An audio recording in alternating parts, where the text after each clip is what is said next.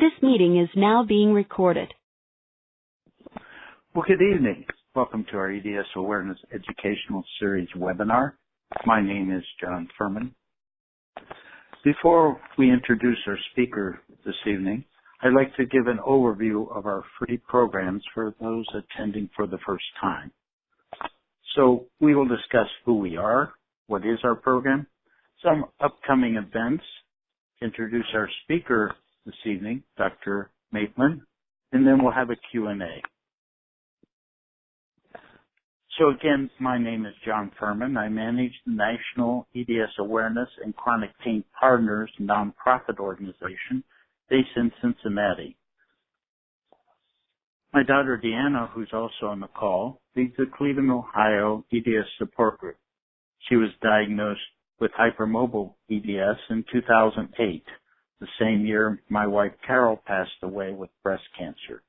I was a caregiver for my wife who struggled with undiagnosed EDS for over 30 years. So we introduced our program at the 2012 EDS conference to help EDSers form independent local support groups and spread EDS awareness in their communities. We have been a sponsor for these conferences for the last 6 years, and we started over 110 support groups to date. Each group is given their own free website with a link from the directory and map. We receive feedback that conferences provide valuable information and social opportunities that many cannot afford physically or financially to attend in person. So we decided to bring the speakers to you through the free EDS Awareness Educational Series. We typically meet monthly at 7:30 Eastern Daylight Time. All the programs are free. The meeting announcements and whenever possible, the webinar recordings will be posted on our website at edsawareness.com for later replay. You can receive email announcements for future sessions by requesting the free guide on our site. Tonight's presentation is sponsored by Body Support Store, where you'll find over 250 products selected by EDSers for EDSers, proceeds from our store, and the donations to our nonprofit organization help fund these totally free programs. Please visit our store and check out the helpful products that we offer. Just a general disclaimer. This presentation contains general information about EDS. Members of the EDS community voluntarily participate in these programs. The information is not advice. If you're having medical problems now, please call 911 or the emergency services in your location. Always consult your doctor before making any changes to your treatment. So our next presentation is on October 3rd at 7:30 Eastern Daylight Time. We're presenting our new online EDS physician CME education program. You'll find links to that on our site at edsawareness.com, and we'll be discussing it in more detail at this session. For those attending live, there will be opportunity for Q&A after the presentation. Add your questions at any time by clicking the Q&A icon at the top of the screen. After typing in your question, click the orange button to submit.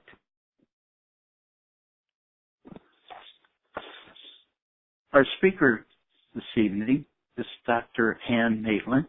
She's actually presented 3 programs for us. So go out to our site to the webinar page and you'll have access to those 3.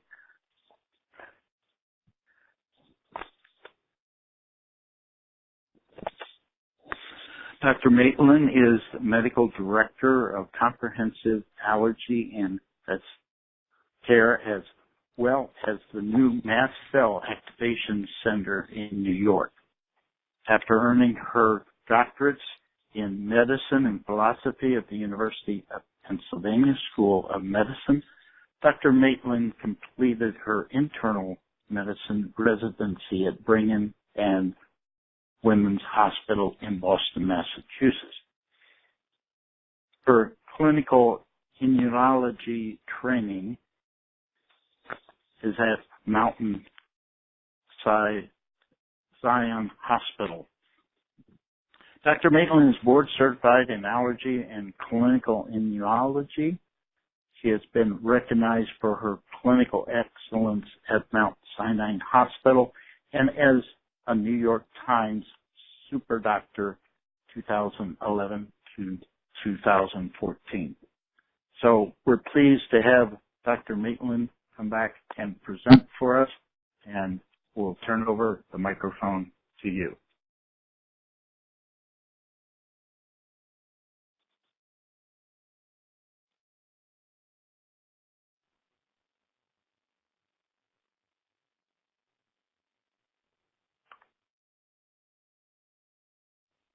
This meeting is now being recorded.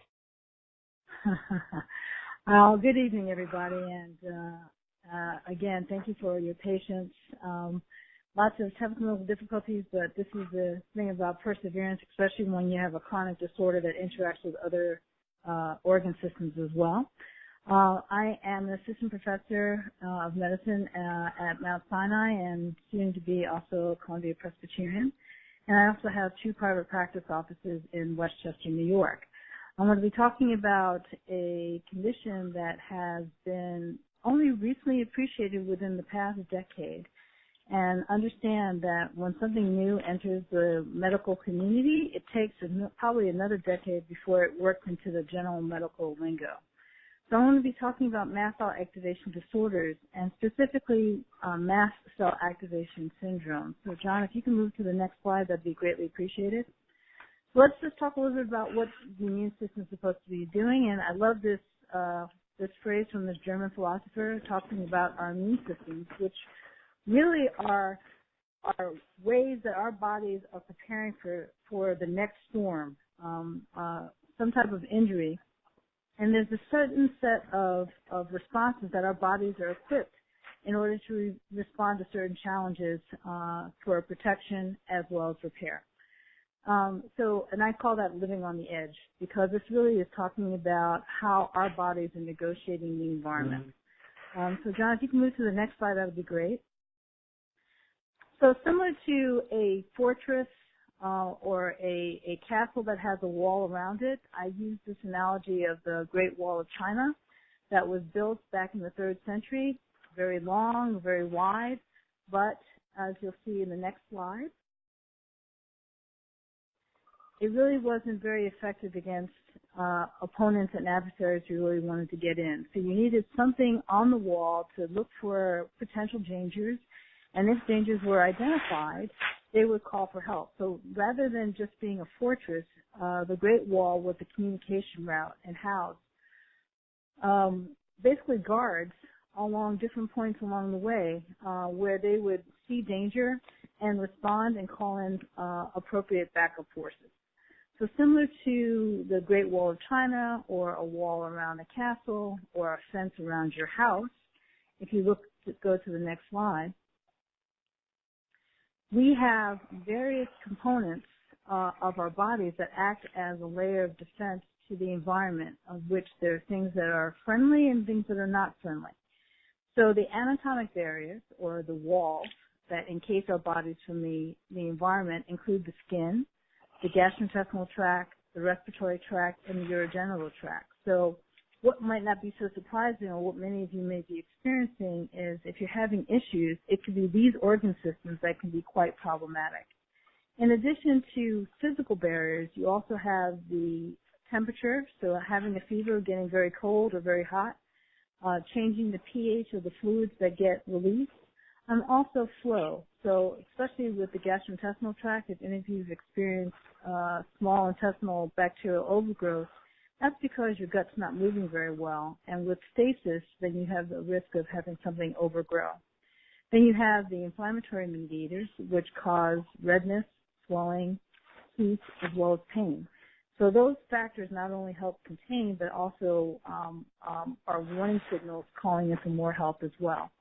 And then behind the wall and all these other physical barriers, you actually have components of the immune system, both cells as well as proteins.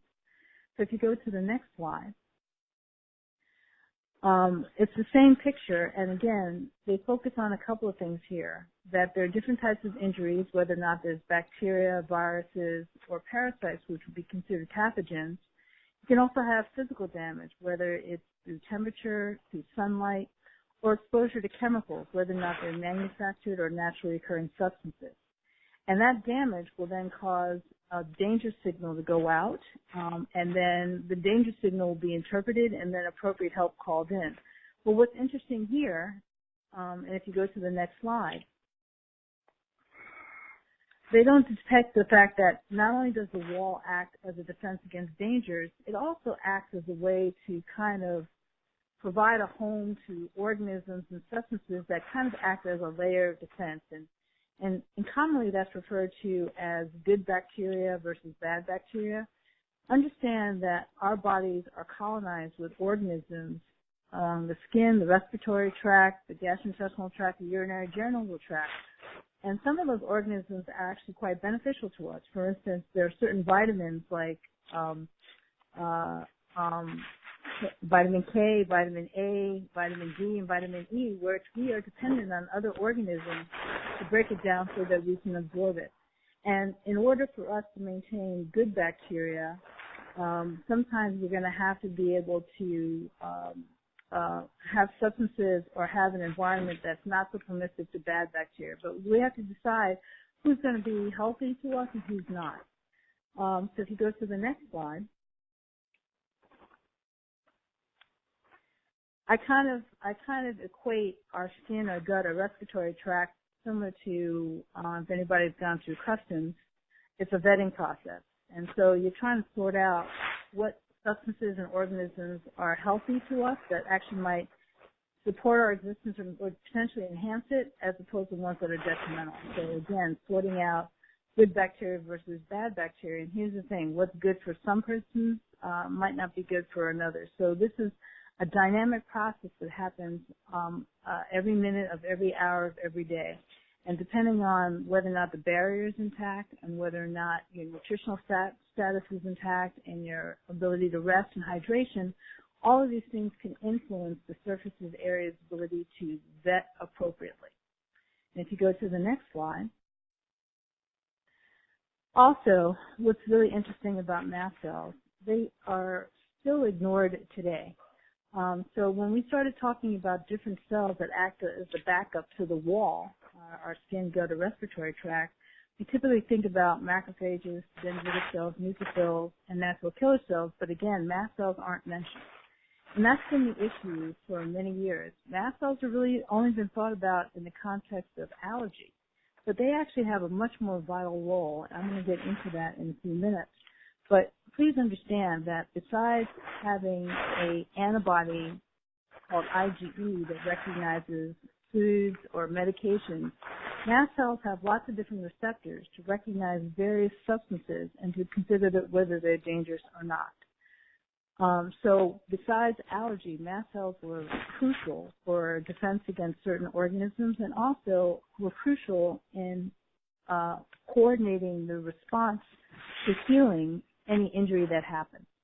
So if you go to the next slide, let's talk a little bit about mast cells and what they're supposed to do. So I'm going to call this Mast Cell Biology Class 101. And in this slide alone, you can see that there are lots of different receptors on the top of the cell. And then depending on what receptors are engaged, whether it's by a bacteria, a virus, a worm, a chemical that's derived from a stinging insect, it will engage the mast cell, and then the mast cell will release different chemicals. And depending on what they see, it will release different types of chemicals to contain the danger that it thinks it's seeing. So if you go to the next slide, so mast cells, unlike other white blood cells that you might see on a blood test, including monocytes and basophils. Mast cells are not found in the blood. They are tissue-based. They're born in the bone marrow. They get some initial training to say, okay, you're now going to be a mast cell, and essentially they'll migrate to every organ system that's in the body. And their job is to kind of learn that little community that they get assigned to.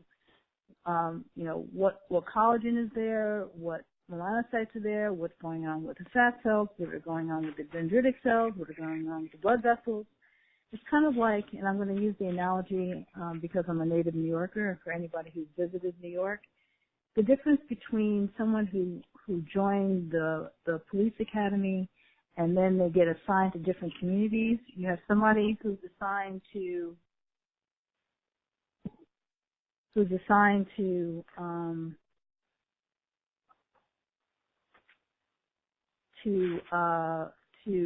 guarding Trump Plaza as opposed to working a little community up in Westchester.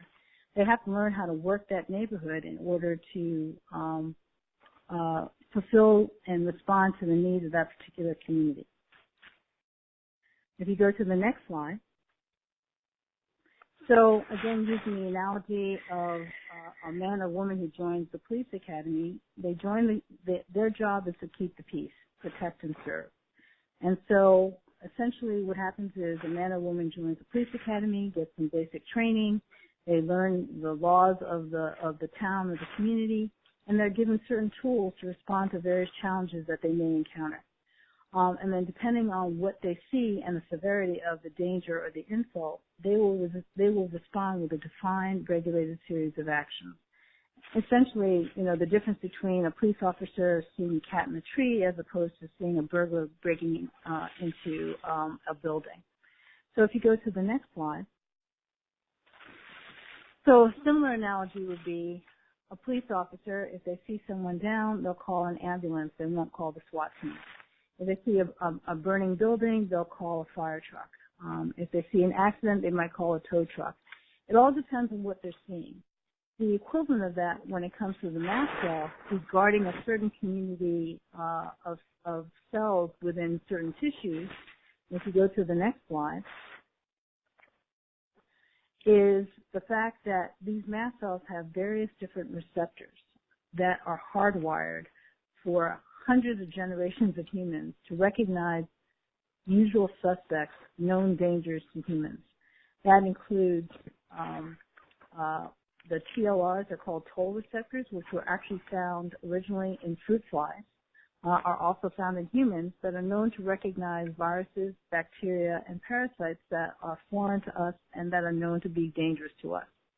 You have antigen receptors, including antibody receptors, including IgE, which stands for immunoglobulin E, and IgG, which stands for immunoglobulin G. They sit on the receptors on the mast cell, and if the IgE or IgG recognizes something, and two of them come together to what's called cross-linking, that will activate the mast cell to release a certain number of chemicals. There's also complement receptors. There are receptors for cortisol-releasing hormone. There are receptors for adenosine phosphate. There are also receptors for components that are normally found in tissues that are intact and healthy. If those substances are found outside of the cell, that indicates that there's been some local tissue damage, and that too will uptick the mast cells into a different activity panel. If you go to the next slide. So in regards to the mast cell, if it sees a parasite through the immunoglobulin E, it will call in an eosinophil. If it sees a virus, either through the antibody receptor IgG or through the toll receptors, it may call in a T cell or a B cell. If it sees bacteria, it'll call in neutrophils. And in some cases, it might not think it needs any help from other cells or other proteins. It might be able to contain the damage like you might see from a sunburn or an insect sting. So you might have a local reaction to kind of contain the danger and then help with the healing process. So mast cells essentially act as local peacekeepers, trying to maintain the peace of a local neighborhood or a surrounding microenvironment. And if there's a change in the microenvironment, the job of the mast cells is to detect the change, determine whether it's dangerous or not. If it is dangerous, what help do I need to try to contain the danger and then help with the healing process? So if you go to the next slide, mast cells, here's the thing. They're found in every single organ system. So if any of you have experienced a hive, which is one manifestation of mast cell action in the skin, imagine what a hive would look like in the gastrointestinal tract, or in the brain, or in the spleen, or in the joint. Essentially, inappropriate activity or inappropriate upticking of mast cell activity has the potential of causing problems in any single organ system. What we're most familiar with is anaphylaxis, and I also want to talk a little bit about anaphylaxis. Everybody thinks that, you go from 0 to 60. I kind of treat anaphylaxis like the grading system for earthquakes. Some people have a grade 1.2 and some people have a grade 5.6. So, meaning if I give an allergy shot to somebody and they start itching in their hands, that is anaphylaxis, but that is a grade 1 anaphylactic event. If the person progresses to having dropping their blood pressure or having difficulty breathing, that's a much severe grade, which might warrant using epinephrine and other interventions in order to stabilize that individual. But understand, mast cells are in every single organ system, and in their little granules, so you'll see in the mast cell that there are these granules. They contain lots of different chemicals. It's thought that they could have up to 500 different types of chemicals in each one of those granules. And what might not be necessarily preformed and stored in the granules, they might be able to produce within minutes to hours after whatever receptors are engaged. So they can release heparin, they can release platelet activating factor, they can release various enzymes, including tryptase. They can release neuropeptides that can impact the nerve function locally or even away from the site of the original site of injury. So if you go to the next slide. So in essence, mast cells are our border patrol. Their job is to sit in the tissue, make sure it's peaceful. If it's not, they're supposed to recognize the danger and respond to that danger with appropriate force in order to control and reduce that danger and also minimize any damage. So some of the usual suspects that are associated with increased mast cell activity, you have the one that's most known is allergy. Well, before there were allergies, humans were dealing with parasites. And the antibody that we use to recognize whether or not someone's allergic to peanuts or animal dander or dust or medications called immunoglobulin E or IgE.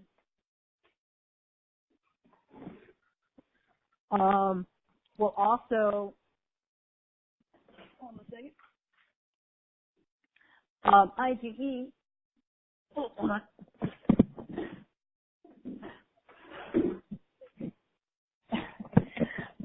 Will also react and cause the release of histamine, leukotrienes, prostaglandins, and you'll find out that when we're trying to sort out whether or not someone has active malformation, we're trying to see whether or not they're releasing urine that we can detect it. Like I said, you can't get a blood test looking for mast cell activation syndrome. There is one blood test that's available looking for abnormal mast cells, but it has a low yield and a low sensitivity, and I'll get more into that further along. But again, depending on what these mast cells see, whether it's a bacteria, a virus, or a parasite, it will release certain chemicals. Those chemicals can impact the local nerve fibers. It can impact the local vasculature. It may actually modify the surrounding environment. Dr. Theodorides, who has actually been very influential in understanding the activity of mast cells, he calls tryptase the kind of like tissue tenderizer. It really has the ability to kind of loosen up the cement that keeps that tissue together. And by loosening up that cement, you can actually cause extensibility or even increase what's called turgor, increase fluid into that environment, which can cause swelling to the point that it could be problematic and symptomatic as well. So if you go to the next slide.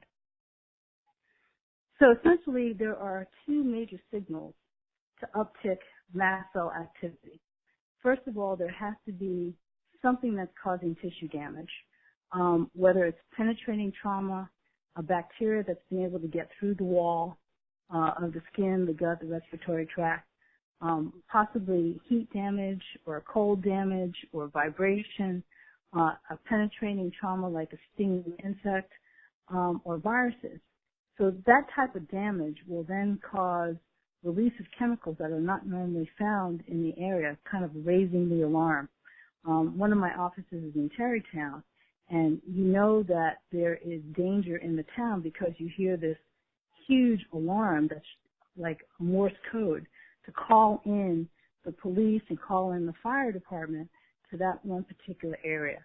So this is what's happening when you have tissue damage.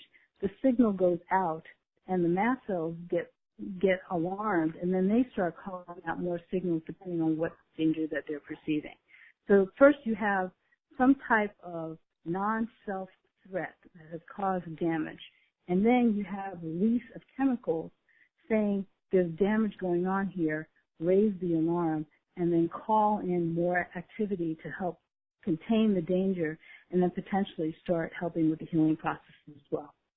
So if you go to the next slide. So again, mast cells are mostly known for allergic inflammation. Allergic inflammation means that I've been able to find IgE that recognizes whatever you might be potentially sensitive to. The IgE typically is produced after you've had an exposure to animal dust in a context that would say, let's make IgE. Once the IgE is made, it sits on the mast cells waiting to encounter whatever the allergen is. That can be a foodstuff, that can be an airborne particle, that can be an injected medication. And then what you see is within the first seconds to minutes after the encounter, you have these granules mobilized to the surface of the mast cell, releasing histamine and tumor necrosis factor and enzymes such as tryptase as well as heparin. And this is focusing what happens mostly in the nose and the eyes, but then you have that increased mucus and increased redness that's happening. Then within a few minutes, you start making prostaglandins and leukotrienes, and they start impacting again the local nerve fibers as well as the smooth muscle to start causing wheezing and bronchoconstriction. So another part of the defense of your body to a foreign insult would be to try to get it out, like by coughing or sneezing. And then within hours, you have the production of these chemicals that start calling in the equivalent of the SWAT team of your body, which are called eosinophils. So you can tell somebody has an allergic mast cell issue because you'll see eosinophils running around in the blood or increased presence of eosinophils in the tissue, such as a biopsy of the gastrointestinal tract or the skin. If you go to the next slide, please, John. So I just finished talking about what happens when you engage the immunoglobulin E receptor. This is talking a comparison between the immunoglobulin E receptor and another receptor called complement. Complement is found in lots of different organisms. Its job is to recognize substances that are only found on bacteria that are not helpful for us. And you can see if the mast cell engages a bacteria or a worm or a virus, either through the immunoglobulin receptor called the FC receptor or the complement receptor, you'll see that there's certain substances that are released, interleukin-6, proteases, and histamine. You can see with the IG receptor, tumor necrosis factor is not released, but if you go through the complement receptor, the tumor necrosis factor is released. What's really interesting, and if you go to the next slide, if you engage the mast cell through those toll receptors, you get release of tumor necrosis factor and interleukin-6, but you're not getting tryptase released, and you're not getting histamine released. And I can also tell you, for individuals that have food-induced anaphylaxis, tryptase is never elevated. basically it tells me that the mast cell is being engaged through a pathway that it doesn't think it needs tryptase. So when you're trying to look for overactive mast cells, you don't want to just rely on tryptase because that's not the only bag of tricks that mast cells have. You need to kind of consider other components that can be released, and if it's released too much or inappropriately, that tells me that your mast cells are overactive and you may be at risk for having a mast cell activation disorder. So if you go to the next slide, I put this slide in as a reminder to say that mast cells are not only responsible for defense in response to infectious or trauma insults. Their job is after the wound is the danger is eliminated or contained. The job of the mast cells also to help with coordinating the healing process. And you can see some individuals that have mast cell disorders or connective tissue issues that that there might be a substance from the mast cell that is predisposing to inappropriate or excessive connective tissue repair. And then I'll talk about it a little bit later, but the first evidence that a enzyme from the mast cell might be responsible for a generalized connective tissue disorder was just identified in December of 2016, where individuals were found to have increased amounts of tryptase in the mast cells. And these individuals were at risk for having a connective tissue disorder, which is worrisome for Ehlers-Danlos hypermobile type, also dysautonomia or autonomic dysfunction, as well as mast cell activation syndrome. So really, it's the interplay between the mast cells and the surrounding microenvironment which will influence whether or not the tissue is healthy or it's not, and whether or not the individual is susceptible to having inappropriate mast cell activity, which leads to various forms of signs and symptoms and illnesses as well. If you go to the next slide. So what about mast cell disorders? So understand that mast cell disorders were really only appreciated probably, well, mastocytosis has been known about for easily 60 or 70 years. But mast cell activation syndrome really has only been appreciated since 2007 to 2010. So we went from these mast cells being our protectors to a dark side, and I want to talk about why this might be happening within just the past 20 or 30 years. So John, if you go to the next slide, please. So what we had for many years is humans were dealing with major infectious challenges: tuberculosis, measles, mumps, hepatitis, rheumatic fever, and some of the victories of the golden age of medicine, whether it was through public education, public works, development of pharmaceuticals such as antibiotics, we saw a severe reduction or control of these infectious epidemics. But by the 1970s, when we were seeing such reduction in these infectious agents, John, if you go to the next slide, we started to see a huge rise in various types of hypersensitivity reactions. We started to see individuals at risk for delayed hypersensitivity reactions such as Crohn's disease, multiple sclerosis, type 1 diabetes, as well as asthma. And it started to become an epidemic, as you can see, by the 1980s and 90s. So you have to kind of think back on what life was like before the 1980s as opposed to what life is like now. Think about the types of homes that we live in, the type of chemicals that we apply to our skin, even what we cook in. All of these things have changed how our body sees the environment.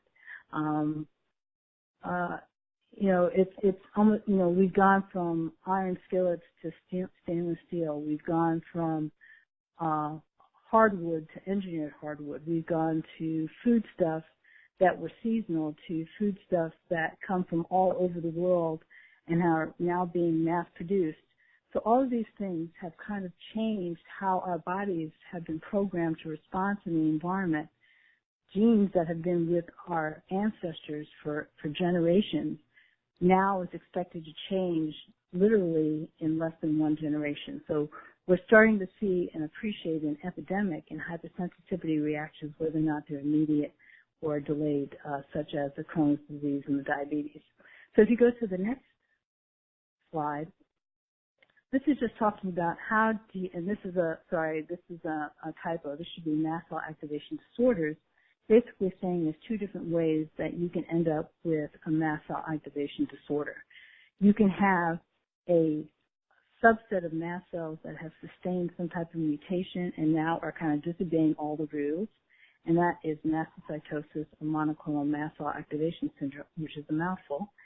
The other is that the mast cells are actually not mutated. They're just following bad orders, like you've made an antibody against your thyroid, or you haven't made enough antibodies against infectious agents, so now the mast cells are trying to compensate. Essentially, the mast cells are being called into action. And if you want to get better, you need to figure out why the mast cells are being called into action as opposed to just restraining the mast cells. So if you go to the next slide,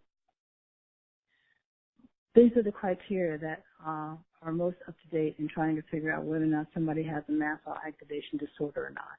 And it really is clinical, and then we look for the lab data. So the first thing is, what are your signs and symptoms? And if you have signs or symptoms worrisome from mast cells misbehaving in two or more organ systems, and that can be gastrointestinal distress and hives, that can be rhinitis and headaches or arthritis. It can be brain fog and IBS. So it literally is, do you have more than two or more organ systems that are indicating that the mast cells are upticking or more overactive than they need to be? Rhinitis, asthma, hives, swelling, anaphylaxis. I've had 2 patients that have had allergic heart attacks. So understand, mast cells are in every single organ system. They can misbehave in any single organ system. So it's really important to kind of take an assessment of the different symptoms and signs that are bothering you, but don't diminish it because it doesn't bother you that much. You really do need 2 or more organ systems to be problematic. Next, have you taken anything that goes after mast cells and makes you feel better? I had one patient for years who was having problems. She took Benadryl from a recommendation from a parent, and she felt better. If you take Claritin or Singulair or Xolair or Cromolyn, all of these are medications that target mast cells. And then, what data do you have? And this is what is probably the most difficult for a lot of the patients trying to figure out whether they have a mast cell disorder or not. We only have 6 commercial tests available. I'll get into more details about that. But in many ways, when you're trying to look for a so-called mast cell attack, it's almost as though you're looking for a heart attack. You need to get a baseline, and then if you have an acute event, it's really important to check during that acute event to see whether or not the mediators go up. Also, it's really important to rule out other things that may look like a mast cell disorder, and this is a list that will be in the slide deck that you can refer to at another point in time. You can go to the next slide for me, John. So what do individuals who have mast cell disorders look like? And so this is focusing on individuals that have mast cell activation disorder. Mastocytosis means that you had a subset of mast cells that sustained a mutation, and the symptoms that typically people will present with is typically either skin or gut. Interestingly enough, this is a study that was done by Matthew Hamilton and Norton Greenberger up at Brigham and Women's Hospital. These were individuals that had been receiving treatment in a IBS clinic, and the gastroenterologist asked, are you having any other symptoms outside of your gastrointestinal tract? They identified these individuals, and people were reporting asthma. Some had episodes of anaphylaxis. Some people were having, rhinitis, so-called allergies. What's the interesting thing is a large number of these individuals reported that they had neuropsychiatric issues, mood disorders, sleep disorders, brain fog, neurocognitive impairment. We don't have as much data in regards to people that have mast cell activation syndrome, although Dr. Akron put together a paper showing that, interestingly enough, gastrointestinal distress, airway inflammation, hives, itch, flushing, were all common manifestations of individuals that had a mast cell activation disorder happening. If you go to the next slide. So this is again a reminder of the fact that mast cells are found in every single part of the body. These are common manifestations of mast cell disorders misbehaving in the nose or the back of the throat. That's called rhinitis. With the central nervous system or the peripheral nervous system, you can have a pain syndrome, recurrent headaches, brain fog. Anaphylaxis means that you now have cardiovascular involvement. You're dropping your blood pressure. Individuals that have food allergies. Interstitial cystitis is also called hypersensitivity cystitis, where there's chock full of mast cells hanging out in the bladder wall. You have individuals that have irritable bowel syndrome as well. And some orthopedics and physical medicine people will also see that some individuals actually have more arthritic symptoms in certain seasons, whether it's spring or the fall, suggesting that they have like a quote-unquote allergic arthritis. If you go to the next slide. So these are some of the common manifestations that are associated with individuals that have mast cell disorders. With the brain, they'll report a sense of uneasiness, angst, headaches, dizziness, confusion, tunnel vision. When it comes to cardiovascular involvement, you might have fast heart rates, weak pulse, dizziness, fainting, chest pain. Gastrointestinal distress includes nausea, cramping, abdominal pain, vomiting, diarrhea. You have some individuals that have genital urinary tract involvement with cramping and swelling down in the pelvic area. Skin reactions are common, including flushing, itch without rash, hives, also called urticaria, or something called angioedema. And when it comes to the upper and lower airway, asthma, generally speaking, is common, but we don't screen for it. So it's really important, if you think you may have a mast cell disorder, to get screened for the possibility of asthma with a questionnaire and a breathing test. In a few minutes, you can get an idea whether or not you have lower airway involvement as well. And I use the figure of the wise men that are wearing blindfolds, looking for the elephant. Unfortunately, healthcare has kind of broken down to specialists, and the specialists have a tendency to kind of just focus on their corner of the sandbox instead of taking a step back and understanding that people who might be having gastrointestinal distress might be having anaphylaxis or asthma. Individuals that are having mood disorders, it might be really important to see whether or not they have rhinitis, increased susceptibility to sinus infections, or IBS. This is a global body issue, so it's really important to take stock of all the different organ systems that may be problematic with individuals that have mast cell activation disorders. If you can go to the next slide for me, John, that would be great. So this is a slide that's from a review article. So anybody who feels that their doctor doesn't know what's going on or that they've never heard of it, this is a article by Dr. Theorides, Dr. Aiken, and Dr. Maitland, who are considered like major thought leaders in the New England Journal of Medicine in 2015, which is a well-accepted journal. And this talks about mast cell disorders, whether it's mastocytosis or mast cell activation syndrome. And you can see that there's lots of different chemicals that the mast cells can release, and depending on what they release and where they release it, you can have a plethora of symptoms. If you can go to the next slide. So you have your symptoms. Now, what data do we have to say that your mast cells are overactive? Well, the one that's most well known is tryptase. And here's the thing: you just don't want to get a baseline tryptase. You want to get a serial tryptase. So I had one individual. It took 6 months to show that she had a mast cell disorder using serum tryptase. Interestingly enough, her serum tryptase was 7, and then once I got her under control with various treatment options, she actually went down to 2. So that's diagnostic for mast cell activation syndrome. You can also look for metabolites in the urine, whether it's methylhistamine, prostaglandin D2, prostaglandin F2 alpha, and then if the blood work and the urine studies don't yield any information, you really need to kind of go into the tissue and take a look to see whether or not the mast cells are increased in number, or they are atypical looking, or they're chronically activated. And the organ system where most information is available is actually the gastrointestinal tract. So if you've undergone an endoscopy within the past 3 years or a colonoscopy, and they have tissue left over, meaning you don't have to get another test, you can then have the tissue stained with these markers to see whether or not the mast cells are abnormal looking or whether or not they're chronically activated. You can go to the next slide. So on the slide are common treatments available for mast cell activation syndrome or mast cell activation disorders. You have the anti-IgE molecule called Xolair. You have histamine blockers, and we have several histamine blockers that are over the counter.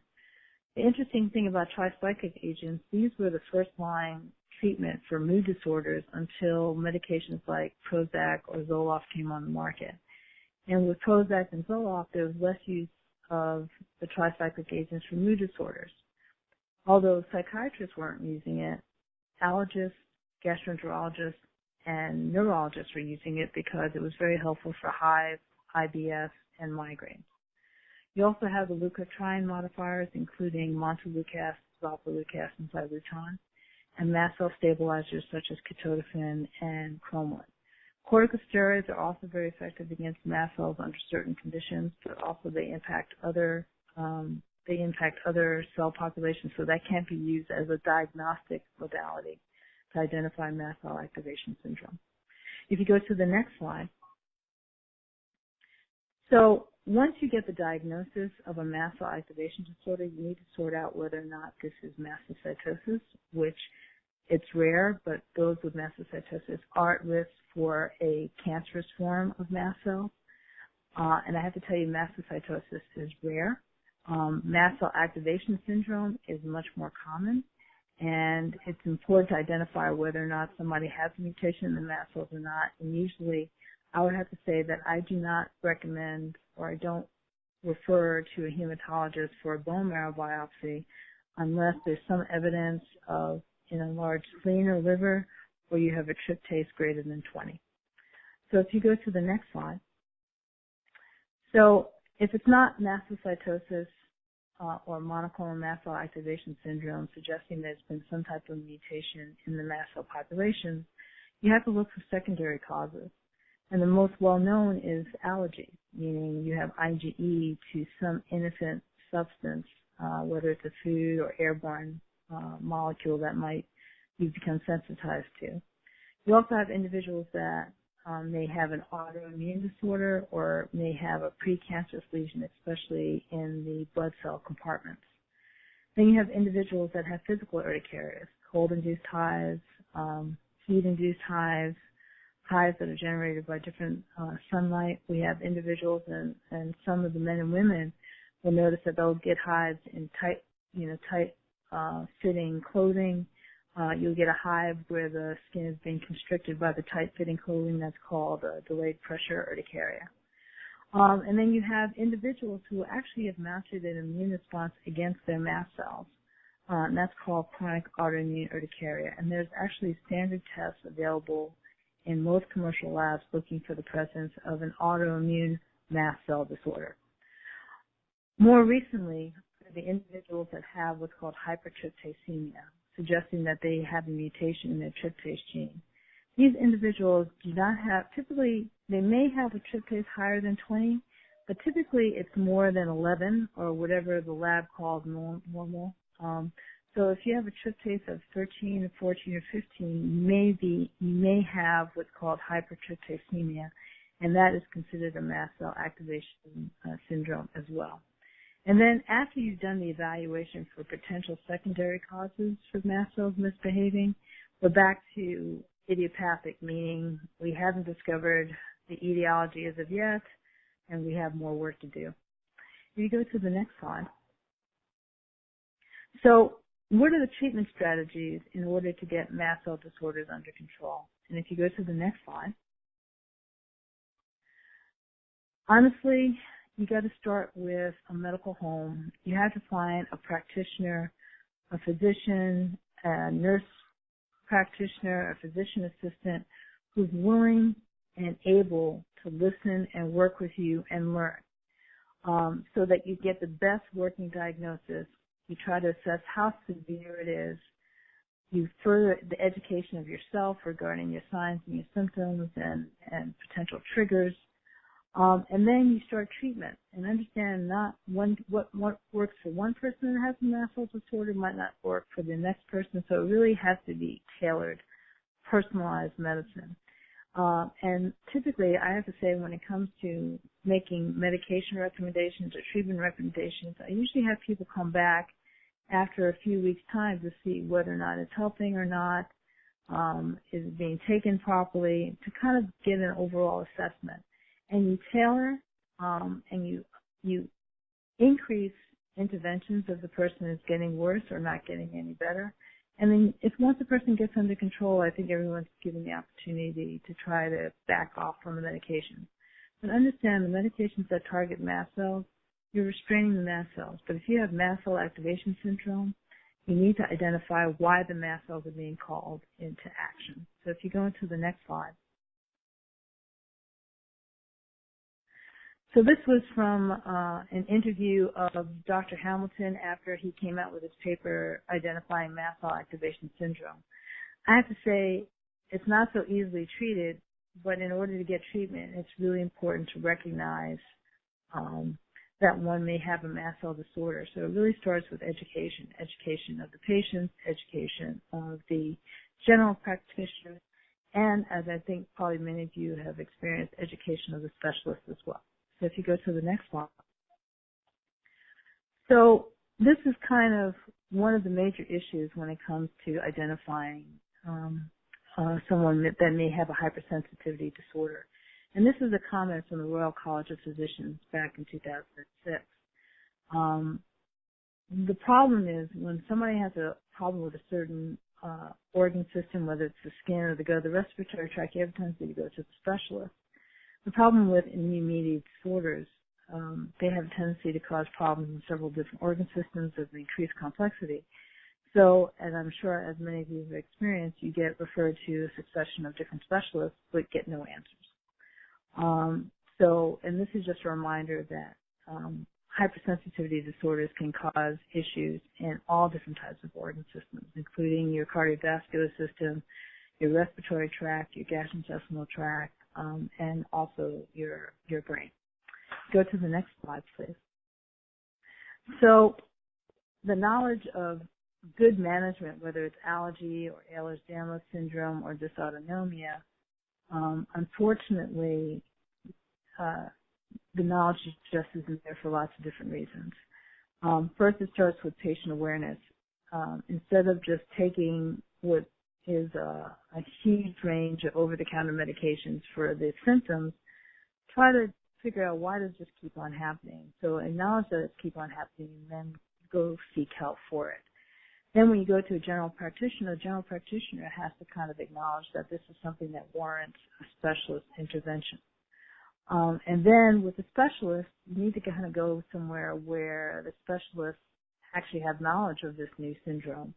And unfortunately, from the allergy immunology perspective, out of the 78 or 9 programs that are in this country, only 3 or 4 focus on mast cell research. And so one suggestion is to identify individuals who have trained at these programs and see where they're located. They probably have the ability to kind of help with the diagnosis and the management of a mast cell disorder as well. If you can go to the next slide. So after you get the best working diagnosis based on your symptoms, here's your checklist. Your symptoms, whether or not you got better with medications that target mast cells or the chemicals that the mast cells release. And the test results, again, this is a partnership that needs to happen between you and a healthcare practitioner. Then you start focusing on treatment and management possibilities. And then once you try something, you see that it works, you tailor it up, if you're getting worse and kind of step down if you feel that things are coming under control. So if you go to the next slide. So I just picked one of the symptoms that's quite common that most people have a tendency to ignore. Some people just consider rhinitis a nuisance. But you can see that having congestion or itchy, watery eyes can lead to lots of other things. It can increase your susceptibility to sleeping disorders, upper respiratory infections, throat problems, can predispose you to asthma, can contribute to vertigo or inner ear infections, and that can impact your mood as well. After the more common manifestations of congestion or headache or postnasal drip, people report mood disorders. You know, they feel more anxious or more depressed, and that might be because their sleep is impacted and they have less reserve, or the chemicals that are released are also contributing to the mood disorders as well. Go to the next slide. So what treatment or management strategies are available? Let's go to the next slide. So again, these are all the different things that are available to try to help get the diagnosis. But I think many of you may have encountered by taking an H1 and an H2 blocker like cetirizine and ranitidine or Zantac and Zyrtec, or Xolair or nutraceuticals such as DA supplements, vitamin C, and quercetin. They may or may not help depending on why the mast cells are being overactive. Some people actually have done better with the use of traditional Chinese herbal medicine and acupuncture, but you really do need a practitioner who's knowledgeable about hypersensitivity or allergic disorders as well. If you go to the next slide. So this is, again, showing the fact that mast cells have lots of jobs to do. And I have to tell you that the use of histamine blockers doesn't work well in somebody who may have an undiagnosed primary immune deficiency. So taking those histamine blockers, here the mast cells are trying to do their job. They see a bacteria or a virus or a parasite that is trying to go after. And now you're straining the ability of the mast cell to do its job by taking these medications that suppress some of their activities. If you go to the next slide. So remembering that mast cells are part of your tissue community emergency response team, understand that by suppressing mast cells, you might also be interfering with the ability to have more effective wound repair as well. So if you go to the next slide. So I thought this was an interesting study that was done looking at the role of acupuncture and its ability to impact mast cell function. So acupuncture has been used for 2,000 years for anesthesia. And so what they did was they actually had individuals undergo acupuncture, and then half would get treated with just salt water, and the other half got treated with cromolyn, which is a well-known mast cell stabilizer. And what was really interesting was that the individuals that were treated with the cromolyn and the acupuncture, actually their pain relief was completely blocked by the mast cell stabilizer. So if you go to the next slide, it goes to show you that if you used cromolyn to prevent mast cell degranulation, those individuals actually did not get good pain control. So again, here you're restraining the mast cells under a situation where recruitment of the mast cells is actually a beneficial effect. So it's kind of like, is the glass half empty or half full when you're using certain treatments that target the mast cells alone. If you go to the next slide. One other analogy I often use is, here you have a picture of a dog that's trained to be a guard dog, and it has a muzzle on it. But you can see that this dog is still pulling at the leash because they see something that it needs to go after. Same thing for the mast cells. If you're taking all these histamine blockers or leukotriene blockers or supplements, taking intravenous vitamin C and got worse with his symptoms. That's because his body was trying to fight off an infection, and the vitamin C was interfering with the ability of the mast cells to help contribute to that fight. So it's really important to kind of, again, if you're going to if you're going to get a recommendation for treatment, it's really important that you have a time period to see whether or not you're getting better or not. And if you're not, then you need to kind of readdress what's going on. You can go to the next slide, please. So I often use this quote from Polly Matzinger, who talks about the fact that when it comes to treating hypersensitivity disorders, you have to kind of appreciate what is participating in the response. We were trained, I went through training in the 80s and 90s, and we were always taught about the adaptive immune system, antibodies, T cells, and B cells. But understand that mast cells are not part of the adaptive immune system. And by focusing on antibody studies, whether you're looking for Lyme or viruses or autoimmune disorders, you're not directly looking at mast cell function. One analogy I often use is if you're reading the Bible and you're just looking at the New Testament to try to understand the Old Testament, you're going to miss what's going on. So it's really important to kind of look at the mast cell compartment to see whether or not you actually have a mast cell disorder or not. So if you go to the next slide. So again, this is a reminder that mast cells get called into action because there's been some type of injury and some type of damage that has caused the release of proteins or substances suggesting that there's been tissue damage. If you can get at what's causing the tissue damage and get that under control, someone had asked a question about stress. Understand that chronic inflammation, chronic infection is a stress which will continue to call the mast cells in. So you need to kind of get at what's causing the stress in order to get the mast cells to kind of stand down. If you go to the next slide.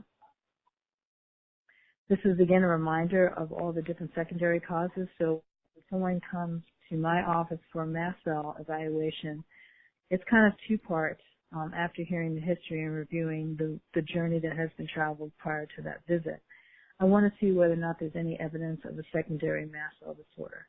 Is there evidence of an autoimmune phenomenon? Is there evidence of a physical urticaria, meaning that there's some crosstalk that's going on between the nerve fibers and the mast cells? Recently, there was a mutation that was identified on individuals that have vibration-induced hives, and that mutation was a miscommunication between the nerve fibers and the mast cells, causing them to have that one form of mast cell dysregulation. And then after you do the testing and try to identify whether it's allergies or an autoimmune disorder or possibly an early neoplastic or precancerous state, then it's important to try to figure out whether or not this person has idiopathic anaphylactic angioedema or urticaria, for which the medications that just target mast cells may be more effective. You can go to the next slide. So, like I said, mast cells are mostly known for allergic reactions. This is just a brief review of what an allergic reaction is. Somehow you're in an environment where your body decided to make an antibody called IgE that recognizes something innocent like pollen or mold or animal dander or dust.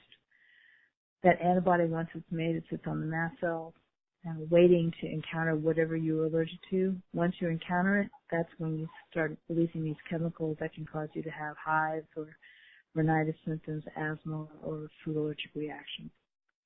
To go to the next slide. This is a reminder to let you know that there are lots of other pathways besides allergic pathways that are responsible for mast cell activation. You can have issues with the toll receptors, your complement receptors, or your antibodies. I have to tell you, I've identified quite a few patients coming in with hypersensitivity symptoms and signs, and they actually had a primary immune deficiency. So it's really important to understand what might be tickling the mast cells in order to figure out why you might be so susceptible to hypersensitivity reactions mediated by dysregulated mast cells. Go to the next slide. This is just to show you, just to highlight this one paper that showed that a mutation in the mast cells can actually cause a connective tissue disorder. You can go to the next slide.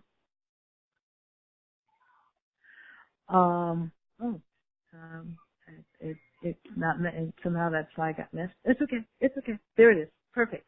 So this is a paper that just came out in Nature Genetics, Josh Milner, and if you YouTube Josh Milner and mast cells, you'll get to see and hear a little bit more about this in more plain English, less scientific medical terms. But what they showed was these individuals had irritable bowel, had skin complaints, had connective tissue abnormalities, and dysautonomia. And this was not a mutation in the material that goes right after the collagen. This was a enzyme that comes from mast cells. So, and here's the thing, there are at least 2 other enzymes that are in mast cells that may have the impact on connective tissue. So there's more to come in that department. Go to the next slide for me. This is just to show you that there's lots of different ways for you to have mast cell disorders, whether or not you're exposed to chemicals, allergens, increased susceptibility to infections. This will change the genes that are contributing to your chronic inflammatory process. And I want to emphasize that unless you use markers that identify mast cells, you won't see them. So if you're going to stain for the tissue, they really need to use the 2 markers that can identify the mast cells to see whether or not you have a mast cell disorder or not. Go to the next page. This is to emphasize that, again, mast cells are in every single organ system. They can manifest in lots of different ways. And if you are stressed, the tissue is going to be more stressed. The mast cells are going to be called more into action. It's a vicious cycle that definitely needs to be interrupted. Go to the next slide. So the key to getting your mast cell disorder under control, early diagnosis, education about the process, and then treatment that focuses on reducing whatever's contributing to the stress, and then also focusing on how to keep the mast cells under better control as well. Go to the next slide. I believe this is my last slide, which basically talks about, again, a comment from Polly Matzinger, who's down at the National Institutes of Health. I now believe that the ultimate power lies within the tissues. When healthy tissues induce tolerance, when distressed, they stimulate immunity.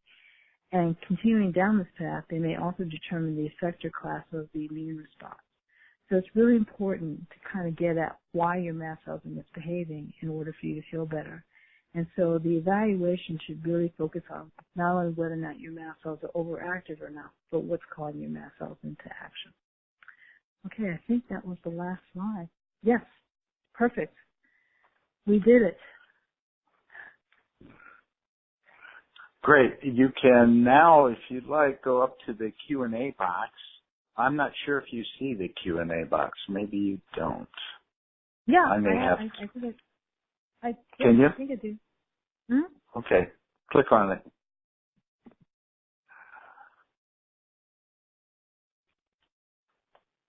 Got it. Okay. Are there questions up there? I don't have any questions so far. Most of it's in the public chat. All right. I will read the questions to you if you're okay with that. Okay. My daughter does best eating small meals, low fiber, low histamine, no raw vegetables or salad. That she often feels very ill after dinner, feeling like her mood drops tremendously and just feels awful. Sometimes nausea, sometimes the same meal on a different day. Does this, or can't understand why her mood is changing?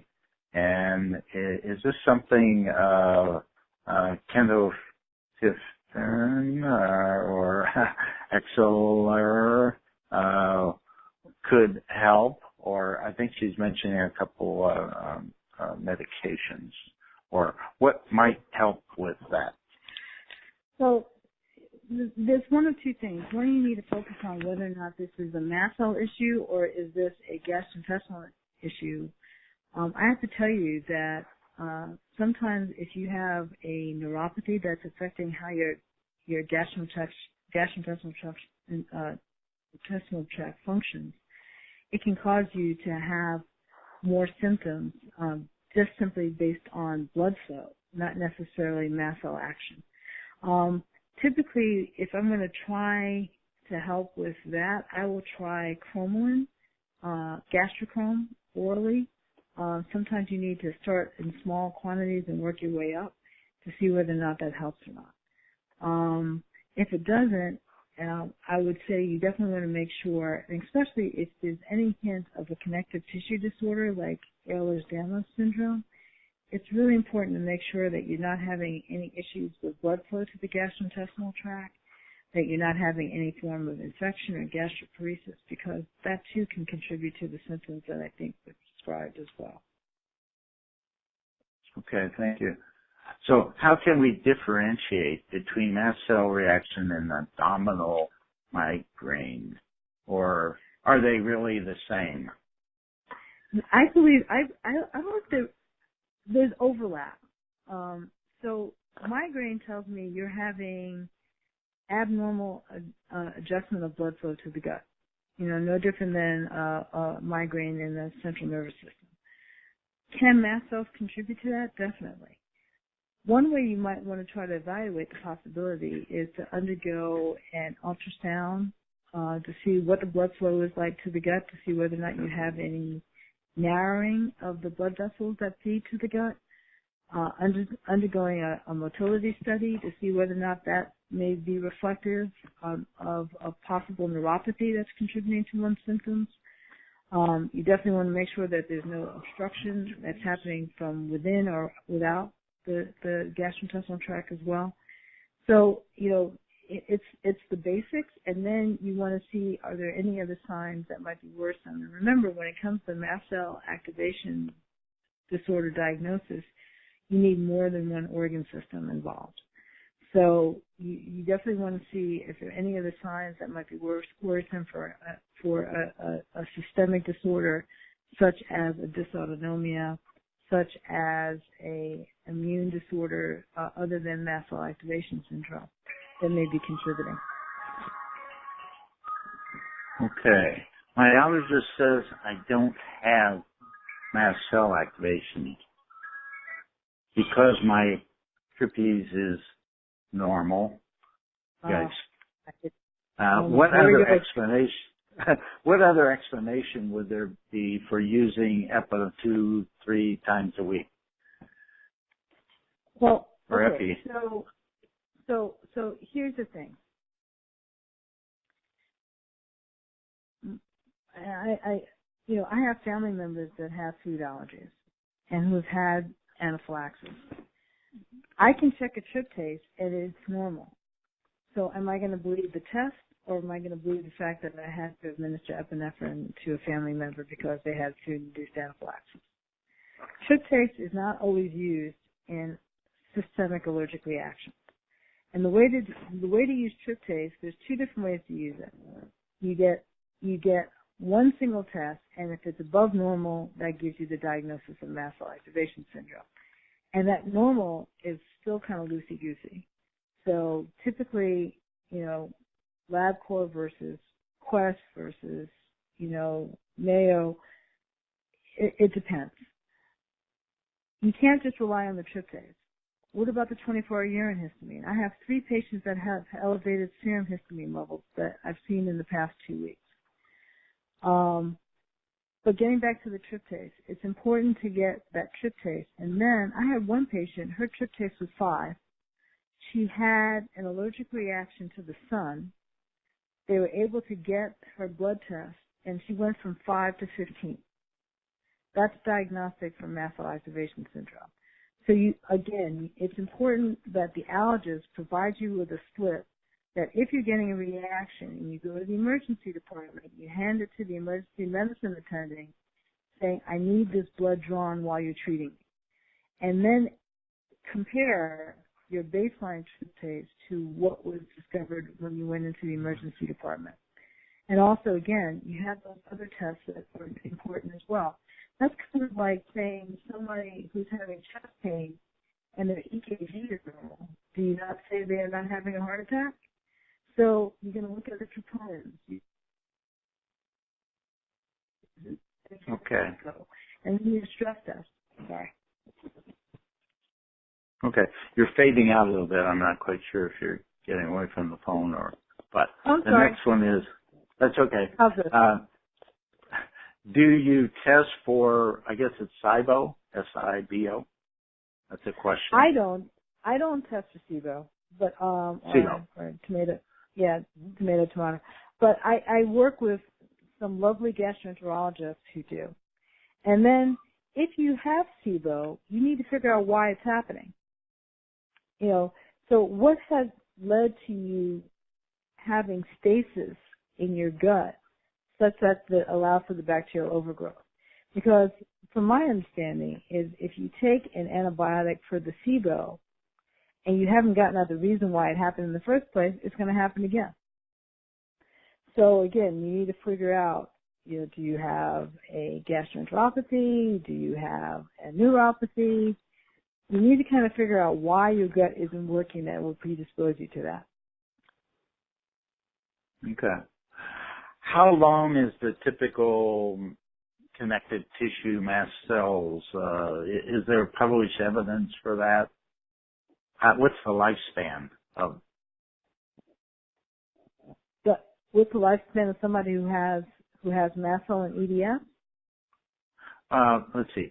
How long is the typical lifespan of connective tissue mast cells? Is there published evidence for that?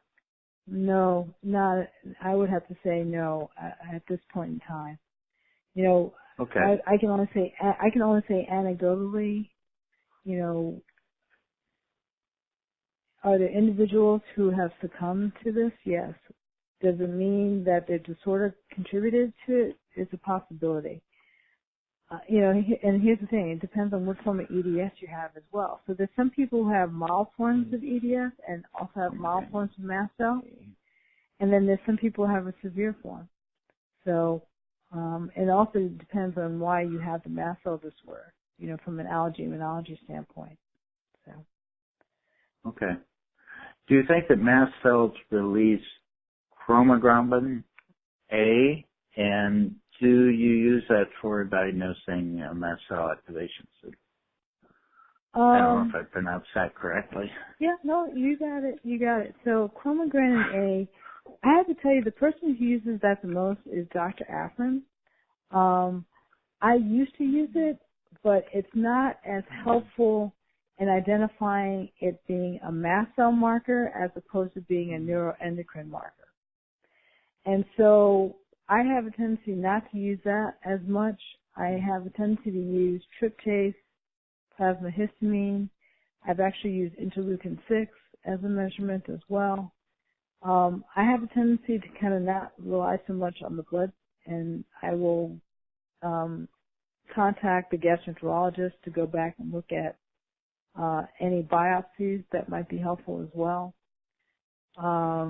I think, again, it's important to, there has to, if anything, there's a desperate need to develop more testing to identify mast cell disorders. 24-hour urine collections are difficult, and then if, God forbid, the technician left it on the desk because they decided to go have their lunch, the test is ruined. So, I think we have to accept the limitations of the studies that we have right now. Understand that there are more studies that are available. For the person who felt that they were told that they don't have mast cell disorder because they have a normal tryptase, I would have to say then you might want to kind of get a second opinion from another allergist or a hematologist who's willing to kind of work with you. And like I said, this really has to be kind of a medical home. Okay. When my child with suspected mast cell activation syndrome feels down or anxious, she feels much better with Benadryl. So are mast cells setting off nervous system? Yes, can definitely be, definitely. Okay. So, but now you need to figure out why. You just don't want to keep on using Benadryl. Let's get a better working diagnosis. Okay. There are patients who have been taking Gleevec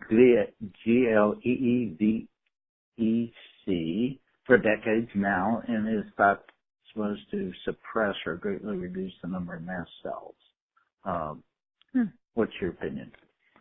What's the substance? I'm sorry. She refers to GLEEVEC or IBATINIV. Does this ring a bell? Let me see if I can see it in the. Okay. Let's move on then.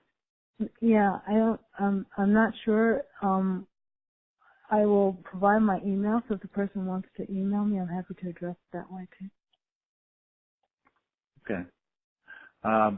Again, I'm not the medical person. Gleevec? Gleevec? GLEEVEC. Gleevec. So that's okay. Yeah, it's Gleevec. That is a protein tyrosine kinase inhibitor. I have to tell you that I don't use that very often. There's lots of side effects that can be associated with it. It typically can be used in individuals that have identified mastocytosis. It's not selective for mast cells, and there are lots of other treatments that are available that might be helpful as well. I have to tell you, again, I think this is kind of like the difference between someone who's been trained in hematology oncology as opposed to somebody who's been trained in allergy immunology. So we have a tendency to be more comfortable with the substances that we use on a regular basis. So I have a tendency to use a lot more omalizumab or Xolair or Xyluton, and I look for secondary causes, and I have to tell you, I've picked up quite a few primary immune deficiencies. And going after the primary immune deficiency helps with getting their mast cell-like symptoms under control. Okay.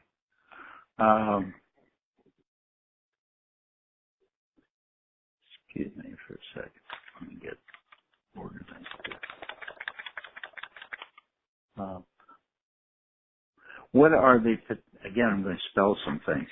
What are the potential sources of prostaglandin-B2? Prostaglandins? Okay.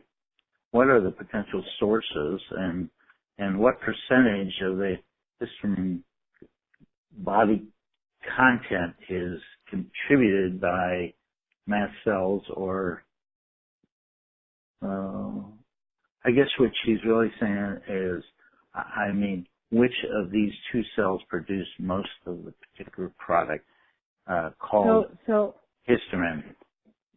So prostaglandins are typically found in mast cells and basal cells, and so is histamine. So understand that histamine is also made by other cell populations, but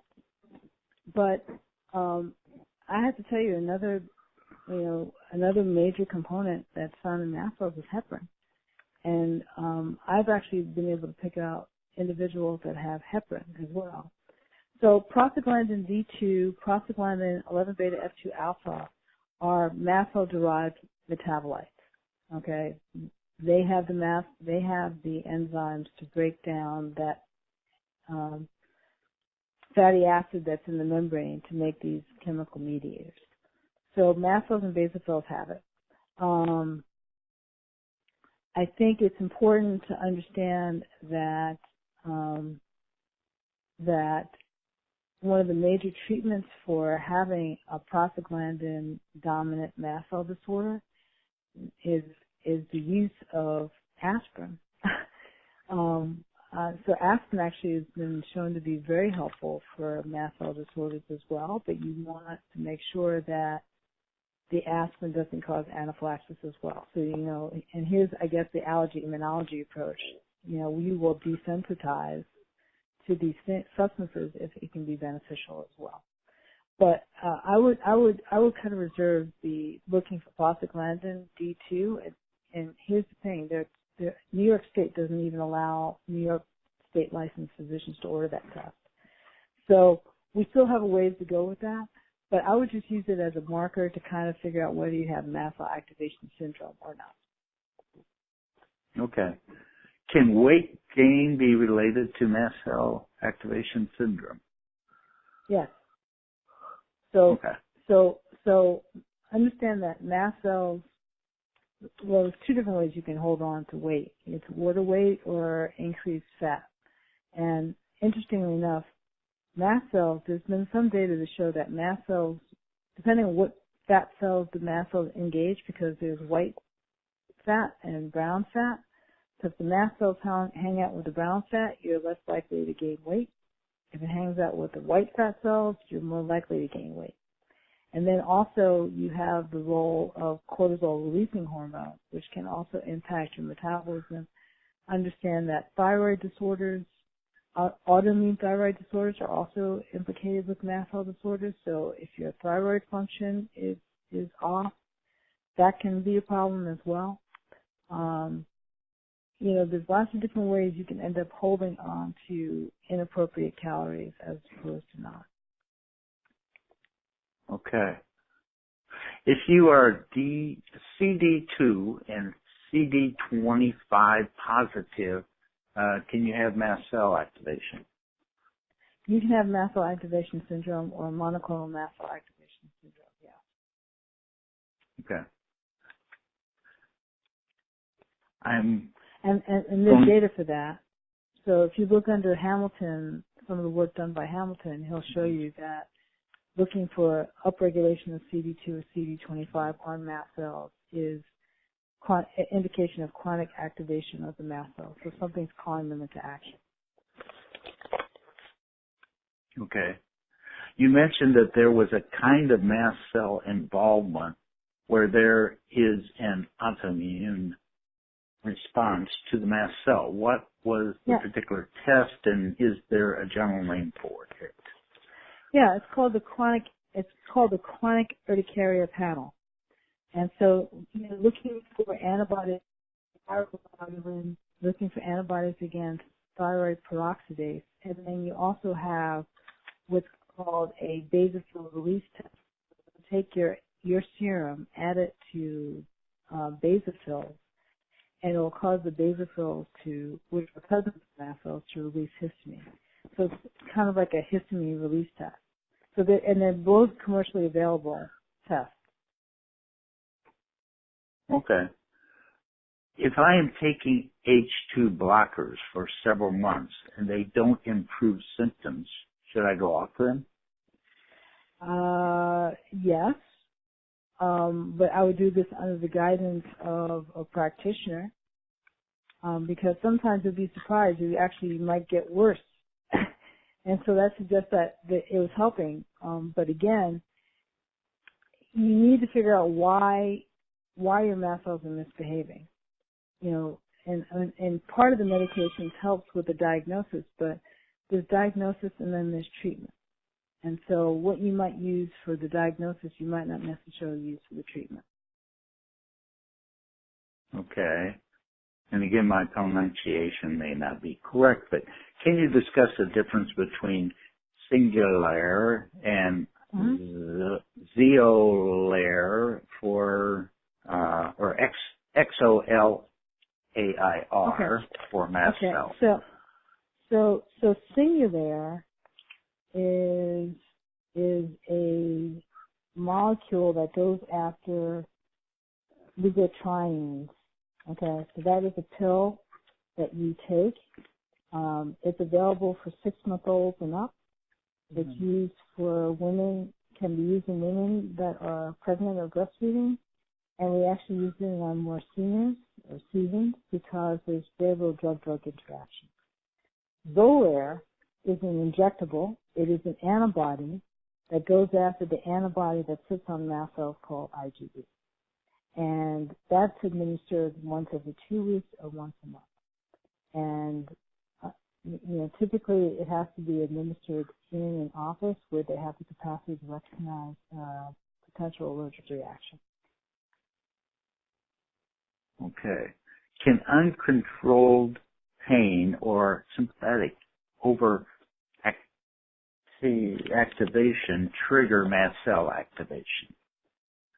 Yeah, yes, because mast cells and nerve fibers crosstalk all the time. How can treatment of mast cell activation help EOE? Is EOE born with mast cell activation syndrome? That's a really good question. So I have to tell you, I have a few patients that have pretty recalcitrant eosinophilic gastrointestinal disorders.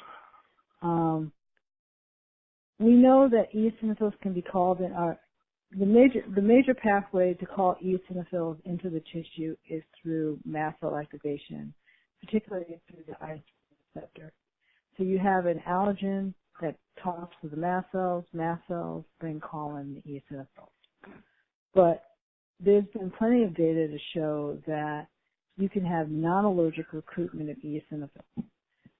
And some of that data came out of University of Cincinnati, where this is a huge center for eosinophilic gastrointestinal disorders. And they have shown that individuals that have a connective tissue disorder are 3 times as likely to have an eosinophilic esophagitis or gastroenteritis. So again, is it the connective tissue going through the mast cells calling the eosinophils, or is there something about the connective tissue itself that calls in the eosinophils? Can they be secreting factors that call in the eosinophils, which is a possibility as well? You know, I can't imagine nature just thinking of one way to call in this help. So if there are eosinophils, if there's an eosinophilic disorder, you definitely want to see whether or not it's mediated by food allergens and potentially airborne allergens as well. But you also, I would say it'd be worthwhile to screen for a connective tissue entity also. Okay. Can antihistamines cause rebound histamine production? I don't know if it's rebound as opposed to it's just not working anymore. Simply because what the mast cells are kicking out might not have anything to do with histamine, just like it might not have anything to do with tryptase. So I think, again, you have to kind of think about the pathways that are calling the mast cells into action. Sometimes you might not need it. You might not need histamine, or the mast cells might think they don't need histamine. They might be kicking out something else. There's something to be said about tumor necrosis factor that gets kicked out by mast cells, or platelet activating factor, or heparin. I kind of got into the habit of, okay, let me see whether or not this person has a mast cell activation disorder. Let me think about, is this a clonal process? Is this mastocytosis or monoclonal mast cell activation syndrome, or is this a secondary? If it is a secondary, which one is it? And then from there, let's start talking about treatment. Okay. Again, my pronunciation may not be correct, but in the cromolyn versus silene study with acupunctures, does it imply that using cromolyn would increase overall experience of pain? I have had people have worsening pain or distress with cromolyn, because there's some people who don't tolerate it. So again, it kind of points to what are the mast cells seeing, and then by adding cromolyn, you're interfering with something that may be helpful for the response that's being called in. So, like I said, I've had people get worse on Xolair. I've had people get worse on histamine blockade. I've had people get worse on cromolyn, pointing to the fact that this is not a primary mast cell disorder, that there's something that's causing the mast cells to come in. Oops, Peter just died. Okay. Are you currently training fellows who have developed interest in treating or helping patients with mast cell activation? If yes, how many are there in number? And I mean the fellow, if they are there some out there? I'm not quite sure how to phrase that. So I just had a woman join the practice who is helping me. I am not directly training fellows for that because the centers that do most of the mast cell work is National Institutes of Health, Mayo, and Brigham. And so those are the fellows so basically the folks that join or think about have already graduated from the program. I'm happy to have people rotate through.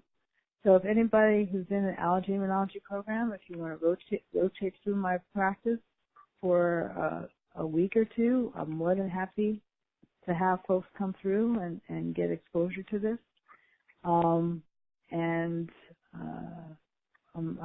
hoping to kind of bring that to the institutions where I have privileges as well. So I try to lecture as much as I can, but honestly, it's also about gathering data. And so that's what we're doing right now is we're starting to put together case series to kind of describe how people develop the disorder, what do they respond to, and then how can we develop better diagnostic interventions. So right now I'm collaborating with a otolaryngologist to kind of see, instead of relying on the gastrointestinal tract, why don't we start identifying a much more easily accessed space like the nose to see whether or not we can diagnose mast cell disorders.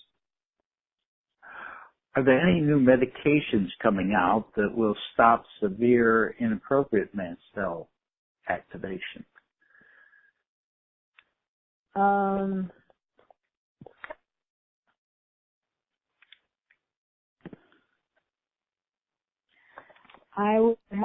It depends on whether you're talking mastocytosis versus monoclonal mast cell activation syndrome versus mast cell activation syndrome. So for mastocytosis and monoclonal mast cell activation syndrome, there are some things that are in the pipeline, but we're not there yet. And then for mast cell activation syndrome, that's secondary.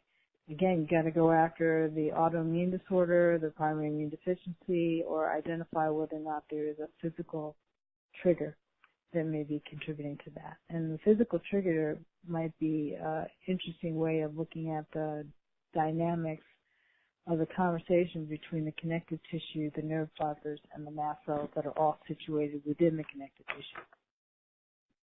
Okay. We have many more questions. I'm going to pick about 3 or 4 more due to the respect of those people that have been on the call for a long time, and also Dr. Maitland. So, does vitamin D play a role in treatment for mast cell activation disorder? That's a really good question. That's like the 800-pound gorilla in the room. I would have to say up to this point, vitamin D is important and vitamin C is important. Vitamin C for the health of the connective tissue, and the same thing for vitamin D. It's been known to help with striving a better balance within the tissue itself. There's no downside to supplementing up as long as you're tolerating how you're supplementing, because some people don't tolerate certain preparations. So I have to say that question is still out there. It's kind of a mixed bag. I wish I can give a better answer, but I've just not seen anything as conclusive. Like if you increase your vitamin D, then the mast cells are going to behave better. That hasn't necessarily been the case. You may have answered this, but I'm going to try again. You mentioned that there are 3-4 allergy programs that study mast cells. Can you tell us what those might be? So, Brigham and Women's, National Institutes of Health, so the NIAID, sorry. Excuse me. Mayo Clinic. Those are the big three. Okay. Very good. We have just far more questions, and I don't think we're going to be able to answer those this evening. I can send you the list, but we really appreciate the time that you've put into putting together this presentation and your patience as we got it rolled out, and all those who came onto the call. It's been really, really fabulous information. I want to remind people, too, that there are 3 other presentations that Dr. Maitland did for us previously, and you can get those off of our website. So any final comments, Dr. Maitland? No, here's the thing. It's been the efforts of people who've been affected that is moving us to figure out how to better treat. So if there's ways of you kind of reaching out and participating in clinical trials so that we can, or even case series, so we can put together papers to convince our colleagues that this is a phenomenon that's worth learning about, that's the most important thing. And then also, I would ask that you look into, Dr. Afrin does a wonderful presentation with EDS awareness, and so you'll get a slightly different perspective. Dr. Thea Horides also has done a presentation for EDS awareness, right? And then also I would look into Josh Milner, because each one of us is kind of like different perspectives to kind of give you the idea that this is a very complex system. And as we learn more, I think we'll be able to help more as well. And also, again, I apologize for my delay, and I hope this was a helpful conversation. Yes, it has definitely been helpful, and it's an area that I think we're going to want to know more and more about, because we just haven't realized the impact that mast cells have had on a variety of our genetic disorders, particularly EDS. So we really appreciate your communicating that to us, and I'm going to